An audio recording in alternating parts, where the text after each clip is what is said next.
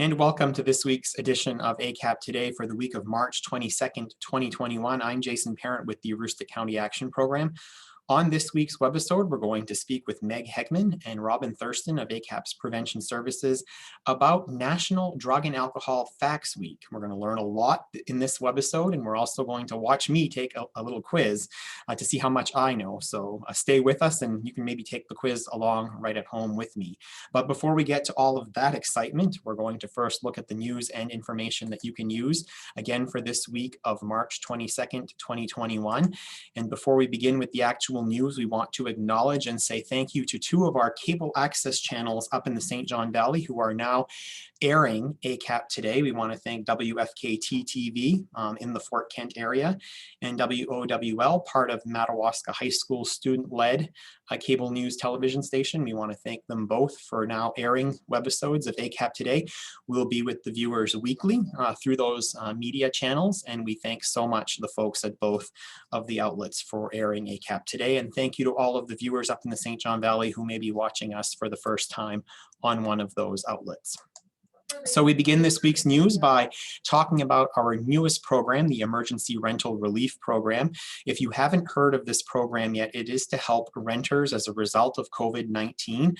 If you fall within the income guidelines on the screen, so for example, a family of four making $53,850 or less in a given month, or if you're a single person household and your income is $37,700 or less, or you can see across the board there the different household sizes and income requirements, we certainly encourage you to apply. Households across Aroostook County and across the country have been impacted by the pandemic, including if you have additional costs for groceries. As we all know, groceries have gone up during the pandemic. So if you fall within the income guidelines, the odds are that you do qualify, and we encourage you to apply. You can go to mainhousing.org/COVID-rent or rent relief at mainhousing.org. You can also find the link on the ACAP website, acap-me.org. Please do consider they can provide you with assistance on your rent for any given month, and they can even look back and provide you some relief for some of the past months. They can also look at some of your utility costs and provide you some assistance for that as well. So it's very much worth your while. If you have any questions or you cannot go online for any reason to fill out the application, we'd be happy to help you. Give us a call at 764-3721, and we'd be happy to help you through the application. Again, it's the Emergency Rental Relief Program, and it's available to folks who rent across Aroostook County and the state of Maine.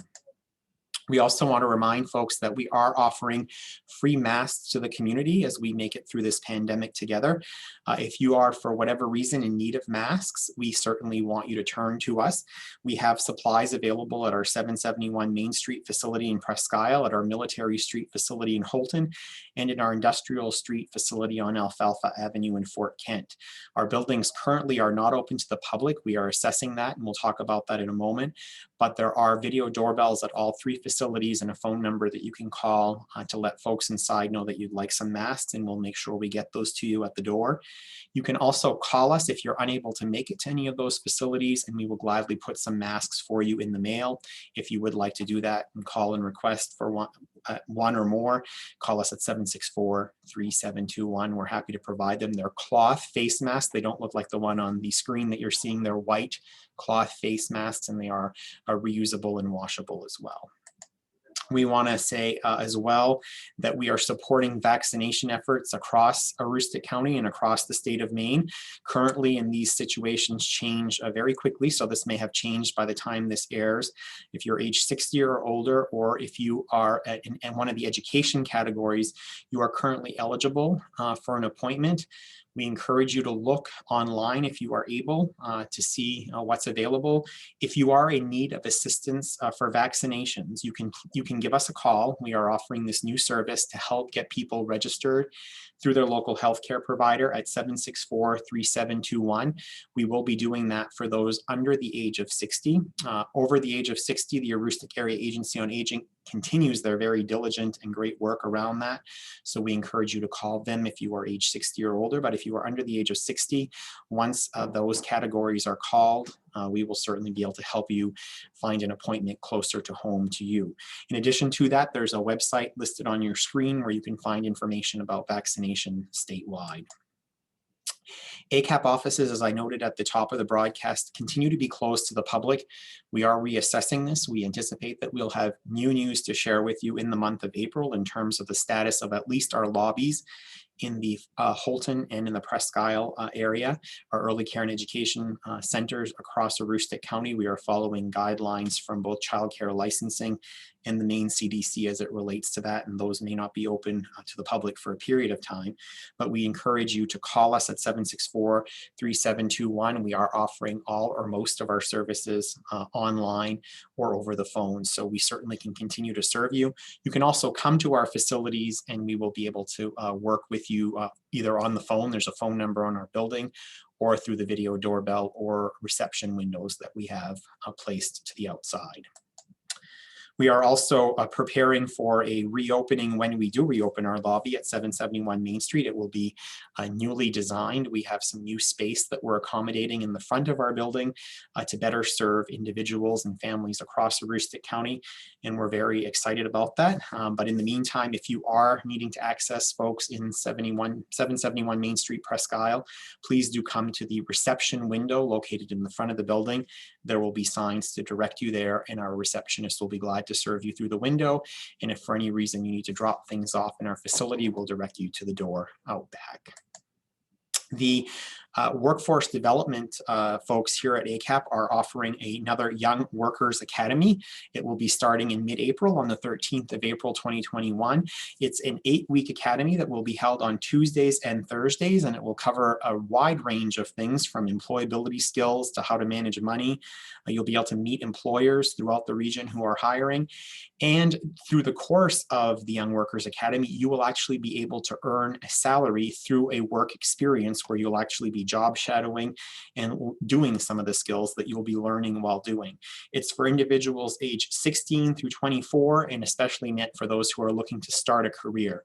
Please give us a call, 764-3721 extension 5, and speak with the folks in our workforce development department about this, or you can email us at ywacademy@acap-me.org, and we'd be glad to enroll you in the Young Workers Academy. We are also letting folks know, as we have been for the last month or so, that this is now a special enrollment period for the healthcare marketplace, and it's happening through May 15th. We are encouraging individuals whose health insurance may have been impacted as a result of the pandemic because of their employment status, or for any other reason. If you're not covered by health insurance, this is an excellent time to get into the marketplace.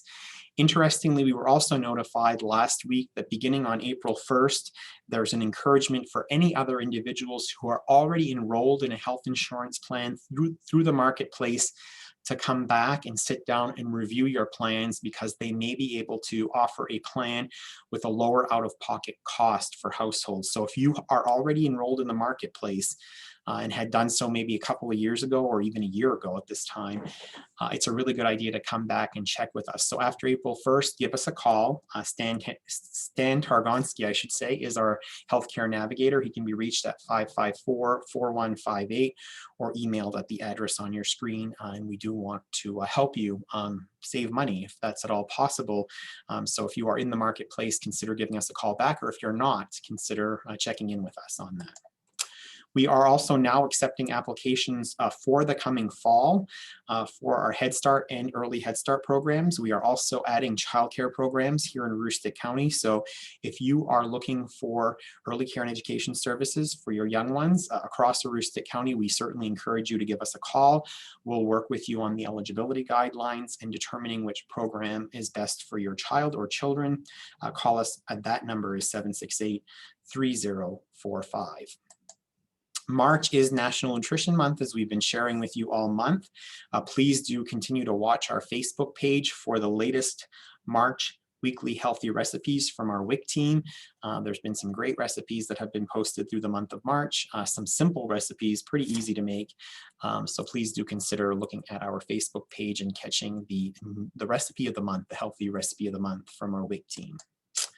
We are also reminding folks that our housing department is looking for contractors. If you know of someone who does this kind of work and would like to do work for the Aroostook County Action Program, and it can be any part of Aroostook County, please do give us a call. Shannon Hill would be happy to take that call at 554-4157, or her email address is there on your screen. She can talk you through what the requirements are, and you can make a decision as to whether or not this is something that is for you. So please, if you're a contractor or know of someone, pass this information along to them. The coat closet, the community coat closet, is available outside of our 771 Main Street facility at this point in Presque Isle. We encourage you, if you have coats or other things that you would like to donate, there's a full range of clothing there, including children's clothing. If you are in need, please stop by. It's open 24/7. It's lit at night.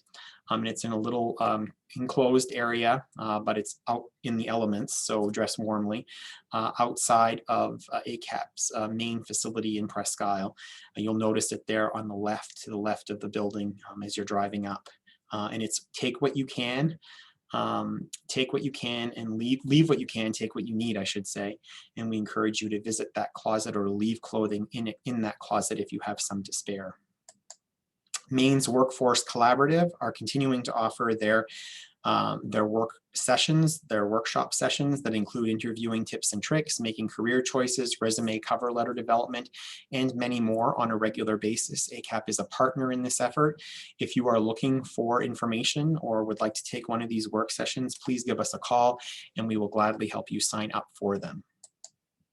The Aroostook Cash Coalition is continuing to do tax preparation this season for households earning $57,000 or less a year. It's a free service that's offered. As a result of COVID times, they are offering it remotely for the most part and with a document drop-off option. The United Way of Aroostook is the lead partner on this. They can be reached at 764-5197.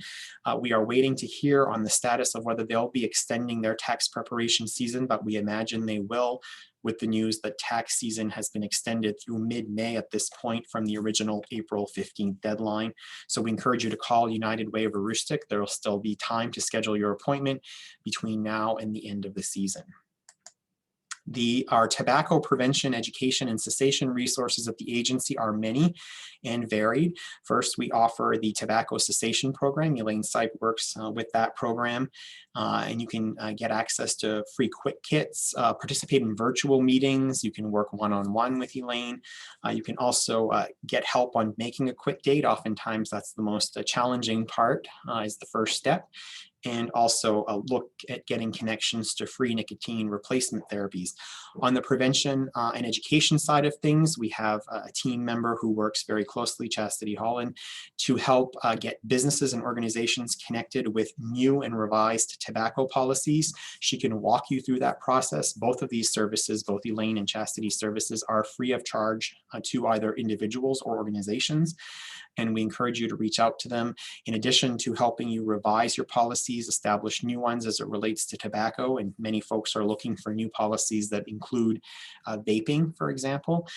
You can also, as a result of completing that, get some free tobacco signage, such as what is seen here on your screen for your local business or organization.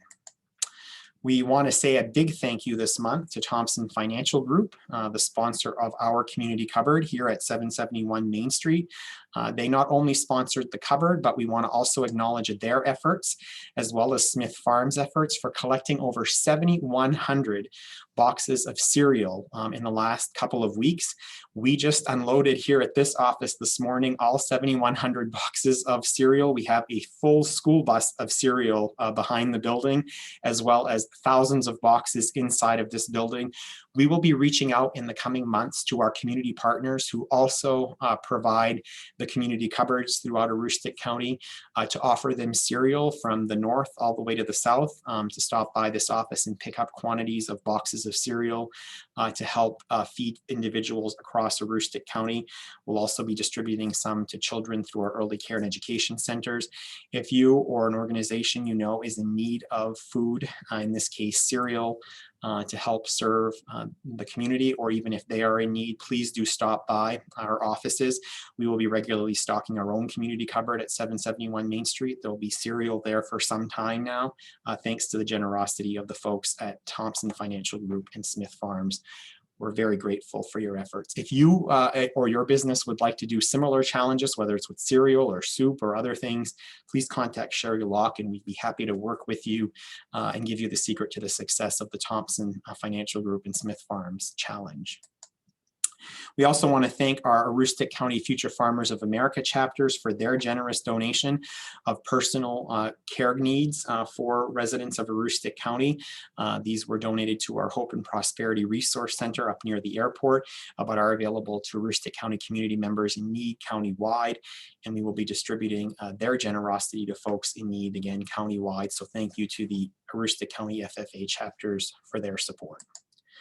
We also want to let you know that if you are in need of anything at this time, we have a team of navigators that are standing by to work with you.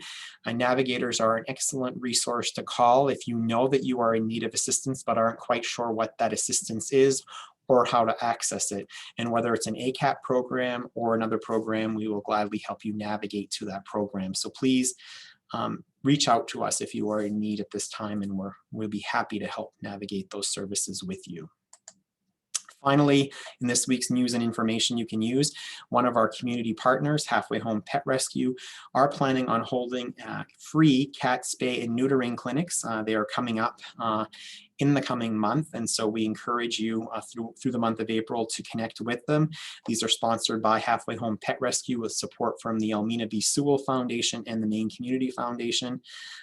If you need information on this, it really goes beyond cat spay and neutering clinics. They're also offering a wide variety of services. You can see there on your screen. The best resource is to email Norma at halfwayhomepetrescue.org, and Norma can connect you with the clinics, date and time, and all of that information. And we thank our friends at Halfway Home Pet Rescue.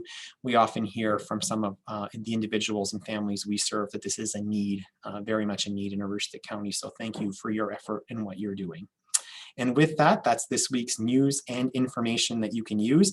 I am pleased now to welcome to the program, as I indicated at the top of the broadcast, Meg Hegman, who manages our prevention services here at the Aroostook County Action Program, and Robin Thurston, who just recently joined us and is already jumping in with both feet. Welcome, both of you.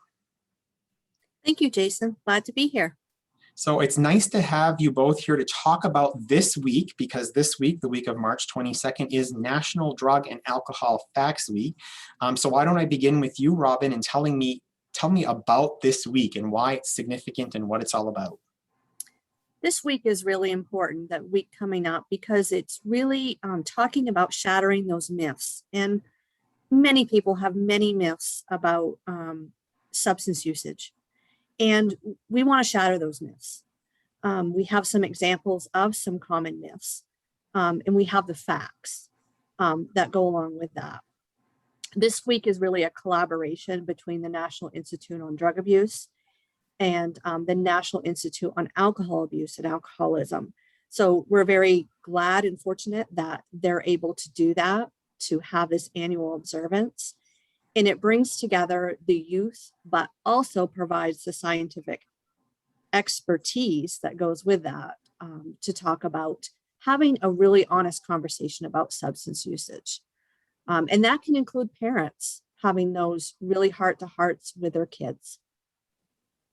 So we're going to actually have a conversation about that right now in the form of a little pop quiz that I'm going to be given before we get into talking about some of the myths, because really I think it helps to sort of start at the ground level of what most people, already think and already know, and then maybe learn about dispelling some of those myths. So Meg, I've agreed to be your guinea pig, and you're going to walk me through this IQ test. So let's see how I do.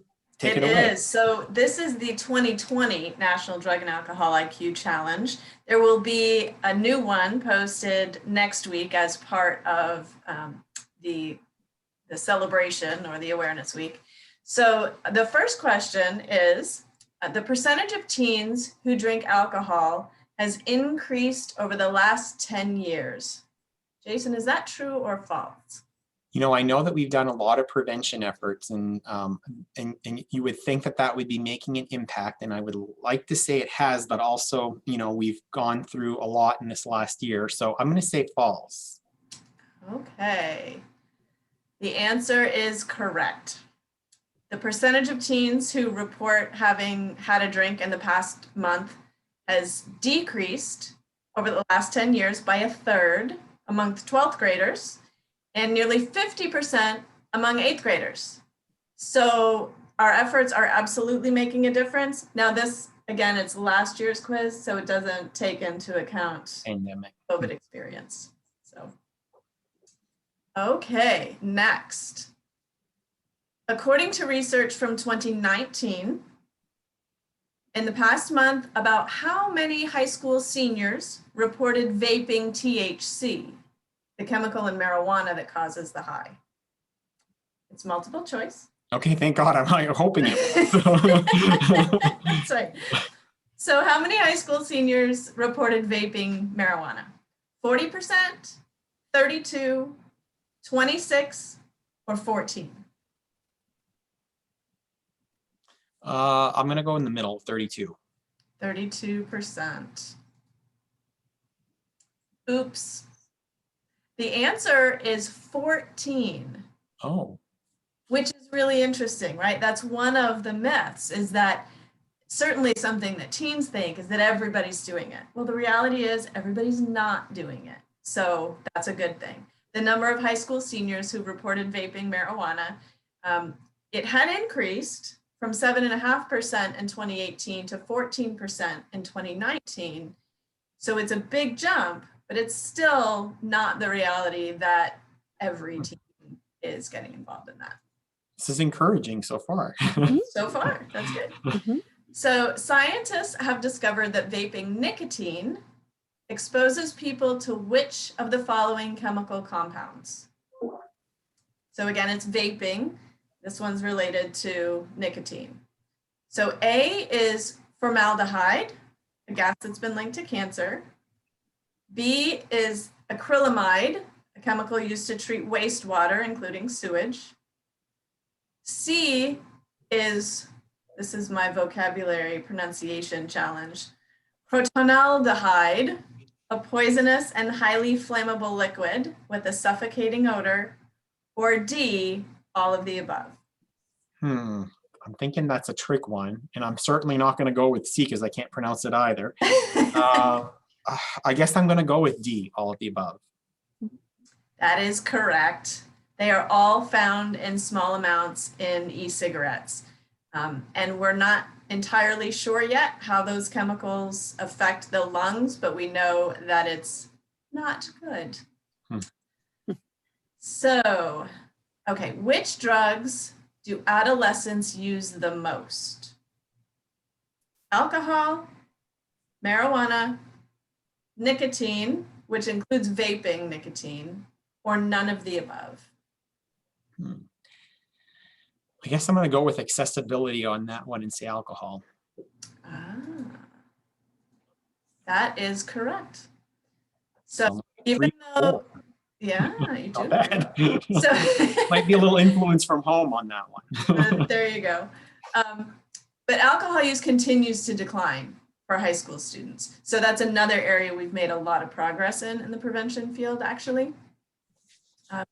And so in 2019, more than half reported of high school seniors reported using alcohol in the past year.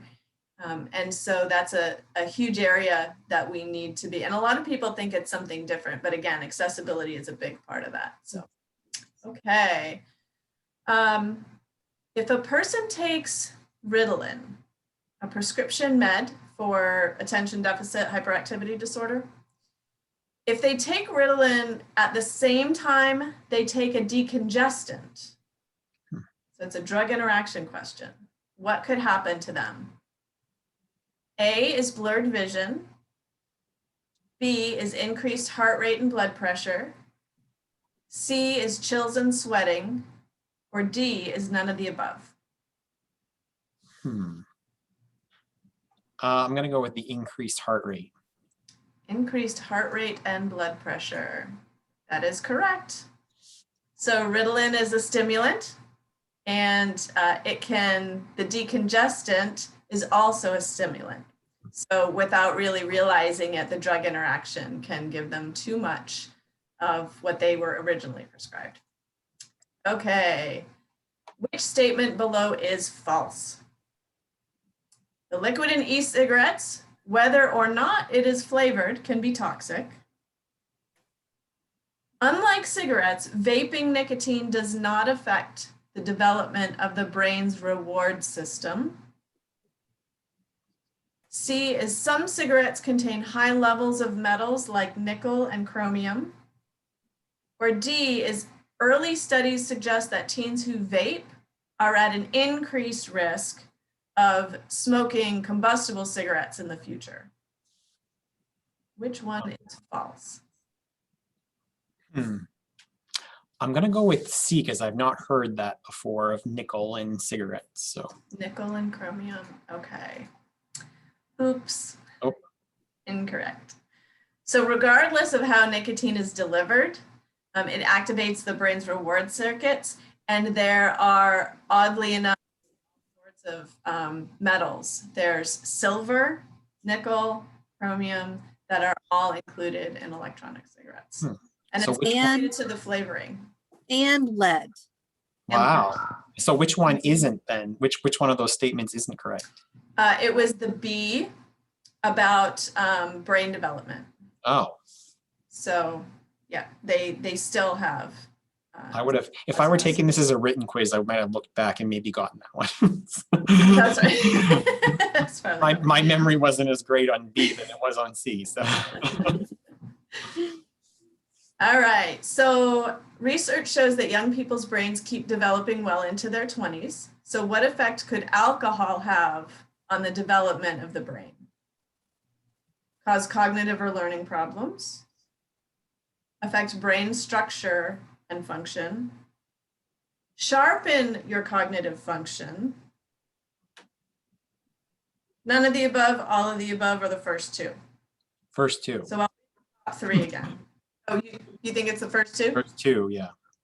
The third Okay. one sounded kind of positive, so I'm not going with positive. It does, yeah.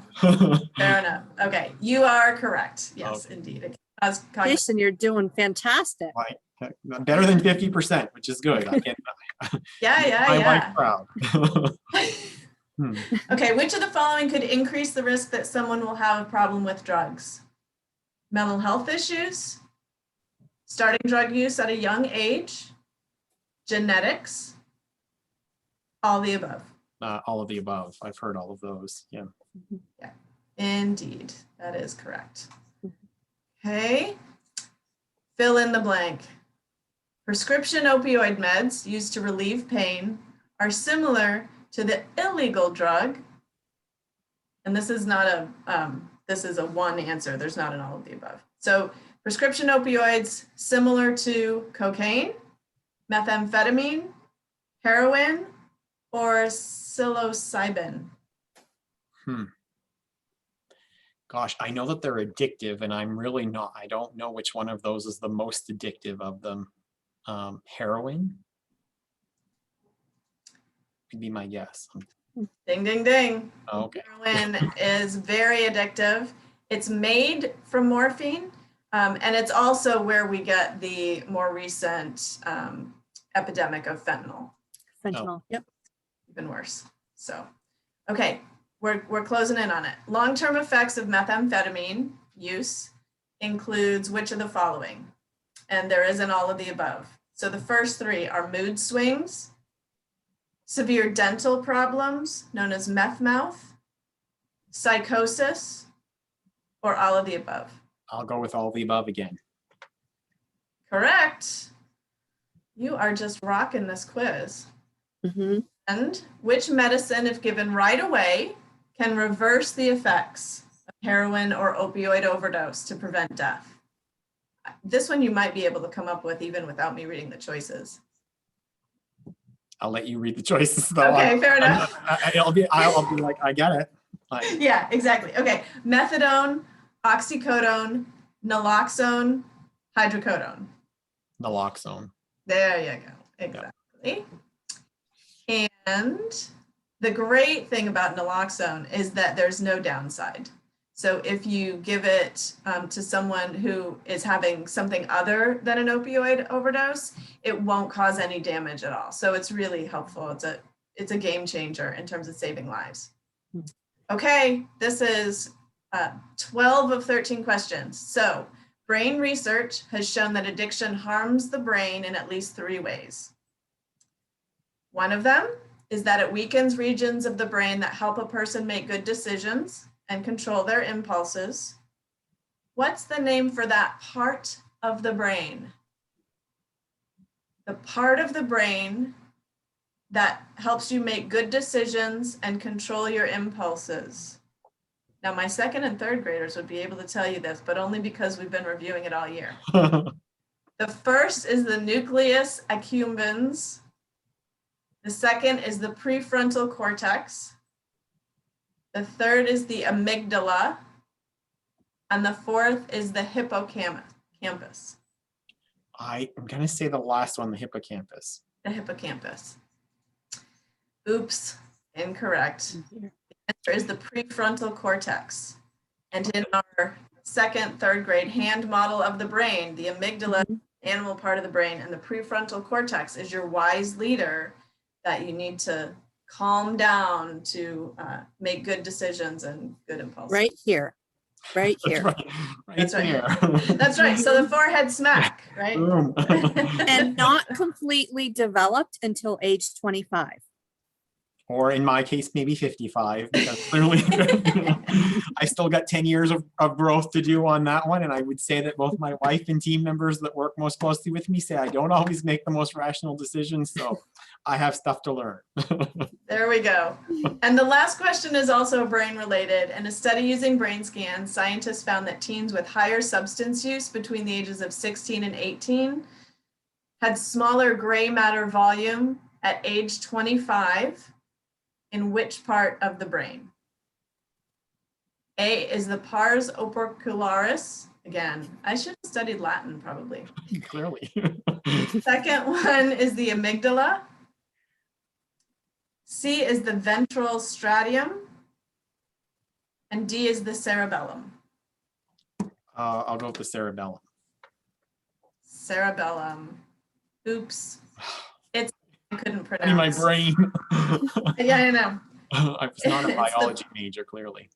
Pars opercularis, which, you know, who knew? That's a hard one to get anyway. So you have a certificate of achievement that I would be happy to print out for you.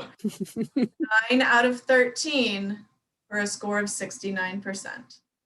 Well, that would be a failing grade in school, at least when I went to school. So I'm going to either have to count on the bell curve on that one and hope that some other fellow people were challenged by the brain names. And clearly that wouldn't have been the case in your classes, Meg. So The good thing is that next week is a facts week. So you can learn all kinds of things next week to improve your score.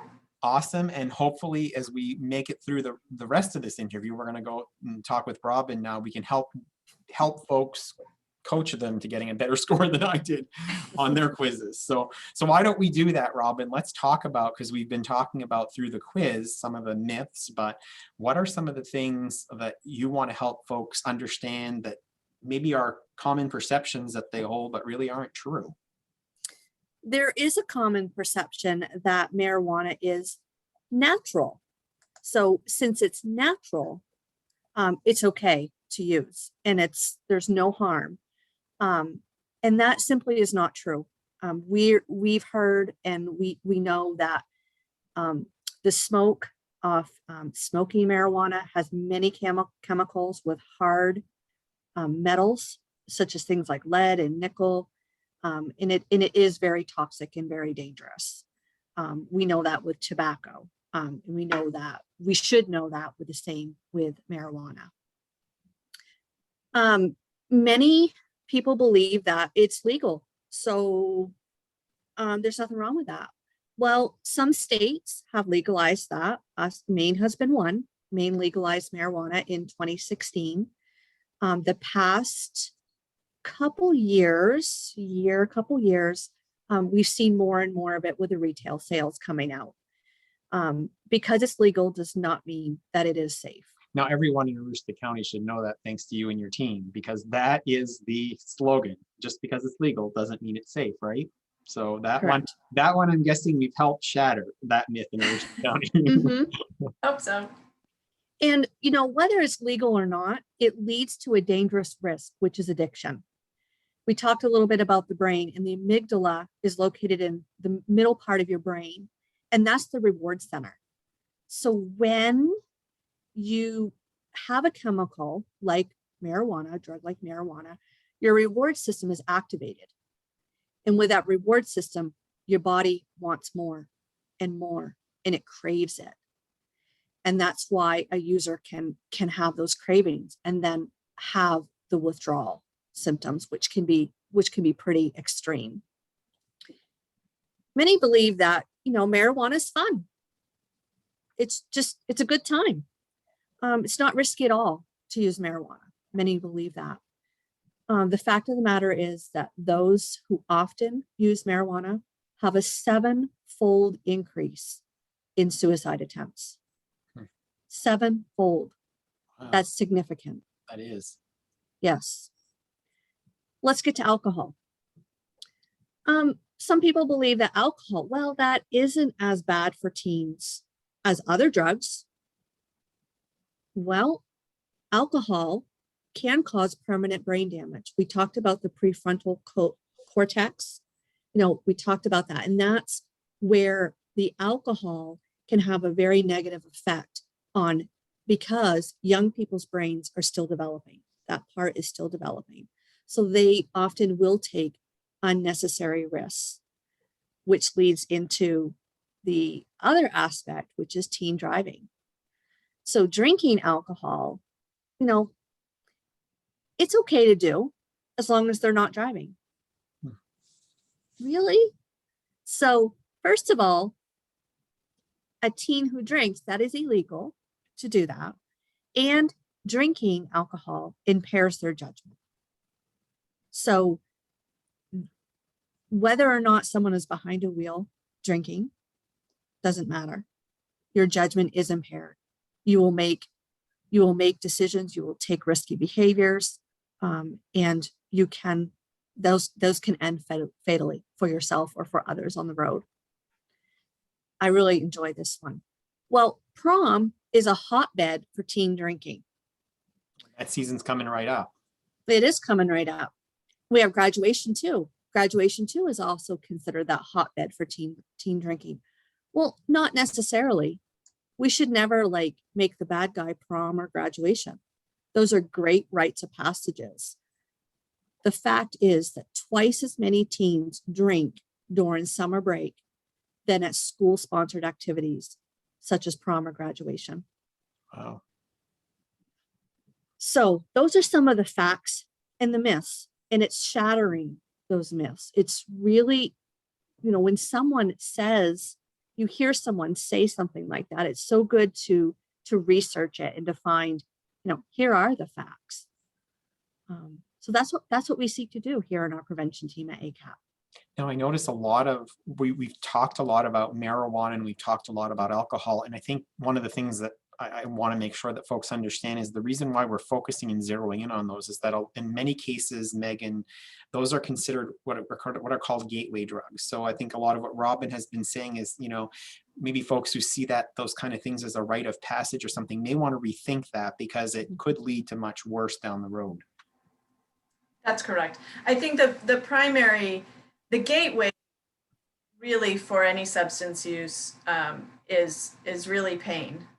For generally, I mean, there are some who will experiment out of celebratory sorts of things, but typically people who become addicted are really seeking to numb their pain. So the other side of what we're really working on in the prevention field is healthier ways to manage stress, healthier ways to deal with big emotions, and to cope with and deal with adverse childhood events, and ideally even to prevent those, right, through parenting supports and other things, through other programs that ACAP provides. So that's a big part of it. But definitely alcohol and marijuana, as you mentioned, it's about access.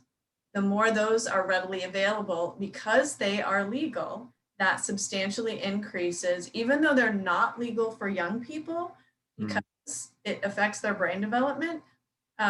There are parents and adults who think they're doing their children a service by providing access to those substances because they don't have the facts that Robin has been sharing. Now, Robin, a lot of what you have been sharing and what you've been talking about really talks about the family and the family unit.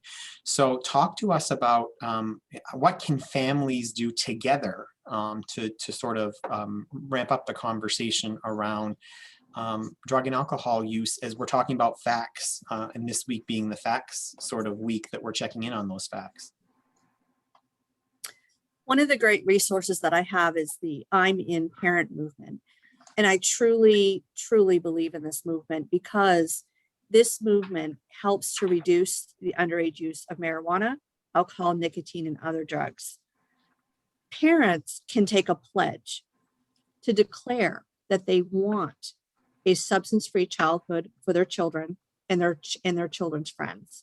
And I think that that's paramount because parents are their children's first teachers.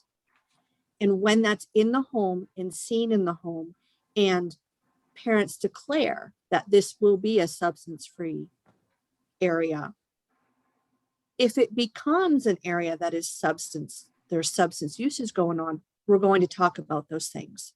We're going to have an honest conversation about those. The power of parents is tremendous. In the 70s and 80s, the parent movement was organized and it reduced teen drug use by 65% from 1972 to 1992. That's tremendous. That should speak volumes to us as parents and as community members, what we can do to eradicate or keep reducing the substance use among our children and our youth and our communities. And Meg, that really does tie in with the work that we're doing sort of agency-wide when we talk about the whole family approach. We talk about it a lot in terms of families with very young children, and obviously the impact happens when children are very young, but it really stretches across the generation and including families and putting families at the core of making good decisions and helping raise future healthy young adults. Absolutely. So the social emotional skills that we're teaching children through ACAP's Head Start program, I've been working in some elementary schools, and anything that we can do to help children at a very young age. Like I said, I've got second graders who are 7 years old, 8 years old, who understand that the animal part of their brain is making them think that they're under a threat and they want to lash out at others in anger. They know that they can engage their prefrontal cortex by taking a deep breath, by stopping and counting to 3. They're learning now that they can control their impulses, and that will go a long way toward improving their health and their ability to cope the older they get, because those are life skills that will help them manage the difficulties that they will face throughout their lives without turning to substances to kind of numb that reaction or to give them a boost of confidence, rather than being a wallflower if they think they're going to make friends by joining in, smoking the joint or having a drink of alcohol. Instead, they're developing the confidence now to be able to say, that's not who I want to be. That's not how I want to live my life. And so it really is a whole family approach, because we're finding more and more that we really do need to be educating parents. Everything is not a rite of passage, and you do have an impact, and your children will listen to you, whether they're second graders, 8th graders, which I admit can be more of a challenge, or high school seniors. They really are paying attention to you. And we as adults can send mixed messages sometimes. We don't want you to do it, but I've had a hard day at work, so go get me a beer. Really? Yeah. You need to lead by example as well. Mm-hmm. Now, Robin, the fact that we're sort of marking this week, National Drug and Alcohol Facts Week, there's something we're talking about families. There's something that families can do, parents in particular, in this week. You have a resource to share that might get this conversation started or get folks thinking about this topic. So why don't you share with us that resource? That resource would be the parent movement. Mhm. Yeah. And that is can be found on the web. If you just go in, I'm in parent movement, you're going to find lots of resources on that. It's really candid about how you talk to your teens about drug usage. And it's approached in a very sophisticated manner where there's no judgment. And that's what's important, especially with teens. If they happen to be using, can be honest and open with their parents without feeling judged. So I think that that's a really good resource on parent movement. There's also this family checkup publication. Yeah, this family checkup publication is really, it highlights those parenting skills. That's also a really great resource. And it looks at the positive things that you can do as a parent in a positive way to help your child stay away from substance use. And if they are involved in substance usage, to help them through that. So it's really that preventative, but also that interactive part of having that relationship with your child. Great. So we encourage folks to sort of check that out. This is a great week to do that as we're marking this Facts Week as it relates to national drug and alcohol concerns. And as Meg said, and as you certainly underscored, Robin, it's not just the issue of one individual. It's really a family, something that's tackled best as a family. And we're sharing now, Meg is sharing that so that folks can sort of see what they're going to be looking at. So Meg, why don't you and Robin talk us through this just so folks understand what we're looking at here? So this is the parent movement that Robin was talking about. The website is parentmovement2-0.org. And it names the reality that it's more difficult now as marijuana gets legalized across the country. So there's a lot of really excellent tips on talking with teens. There's resources tab, there's information about the drug itself so that you can shatter the myths, so that you can learn more about the drug itself as well as its effects on the teenage brain. And then it mentions some of the information that Robin was sharing earlier. So it talks about the environmentally based protective factors. So there are some factors that we don't have control over, things like our genetics. And the reality is that children who have some amount of substance use disorder in their past, so parents, grandparents, those kinds of things, it can actually change the genetic makeup such that teens or children are more likely to become addicted if they have a parent or grandparent who battled addiction themselves. So that's something that the teen won't have control over, but what people around them do have control over is the environment that they are in. So it's about reducing access. It's about talking about it, right? And so there's tips on talking with your teen, knowing about the drug. And then the parent movement pledge is what Robin was talking about, where there's actually a document that you can print out and sign saying, we will pledge to be a drug-free space in our home. Great. So great. Thank you both. What we've done here, I think, is start the conversation for folks this week. And what we're encouraging, I think, everyone to do is to continue that conversation at home. This is one of the resources to do that. Before we leave folks this week, anything that we haven't covered, Meg, Robin, that you wanted to make sure folks out there knew in this National Drug and Alcohol Facts Week? I would just like to say that if I can provide any help to you as a parent or as a community member, please reach out to me.